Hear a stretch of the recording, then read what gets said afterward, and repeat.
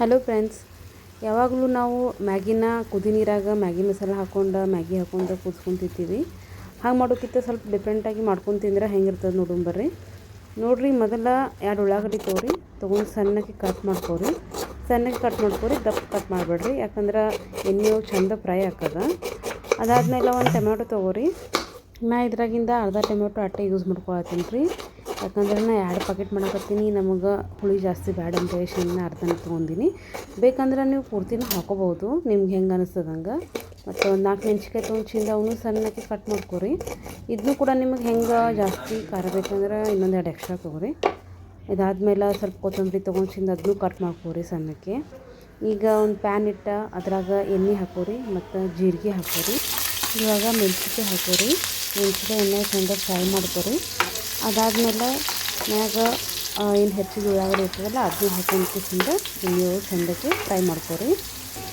ನೋಡಿರಿ, ಈಗ ಫ್ರೈ ಮಾಡ್ಕೊಳತ್ತಿಂದನ್ನು ಇದು ಫ್ರೈ ಆಗಲಿ. ಆದಮೇಲೆ ಕಟ್ ಮಾಡ್ಕೊಂಡಿದ್ದ ಟೊಮೆಟೊ ಹಾಕೋರಿ. ಹಾಕೊಂಡು ಅದನ್ನು ಕೂಡ ಚೆನ್ನಾಗಿ ಫ್ರೈ ಮಾಡ್ಕೊರಿ ಎಣ್ಣೆ ಒಳಗೆ. ನೋಡಿರಿ, ಈಗ ಇದು ಫ್ರೈ ಆಗಿದೆ.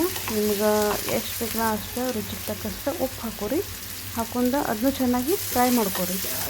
ನೋಡ್ರಿ, ಆಮ್ಯಾಗ ಒಂದು ಸ್ವಲ್ಪ ಅರಿಶಿಣ ಪುಡಿ, ಒಂದು ಸ್ವಲ್ಪ ಲಾಲ್ ಮಿರ್ಚಿ ಪೌಡರ ಮತ್ತು ಧನಿಯಾ ಪೌಡ್ರ ಇದನ್ನೆಲ್ಲ ಹಾಕ್ಕೊಂಡು ಇದನ್ನು ಕೂಡ ಚಂದಕ್ಕೆ ಫ್ರೈ ಮಾಡ್ಕೊರಿ.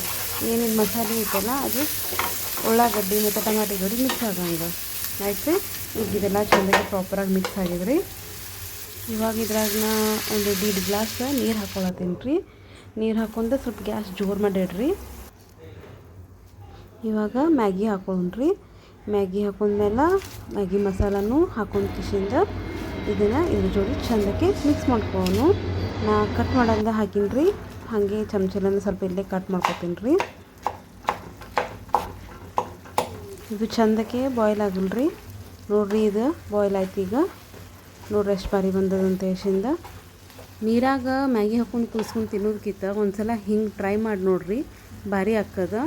ನಿಮ್ಗೆ ಮಾಡಿದ್ಮೇಲೆ ಚಲೋ ಅನಿಸಿದ್ರೆ ಒಂದು ಕಮೆಂಟ್ ಮಾಡಿರಿ, ಹಂಗೆ ಒಂದು ಲೈಕ್ ಕೊಡಿರಿ ವಿಡಿಯೋ ಇಷ್ಟ ಆದ್ರೆ. ಮತ್ತು ನನ್ನ ಚಾನಲ ಸಬ್ಸ್ಕ್ರೈಬ್ ಮಾಡಿರಿ. Thank you for watching.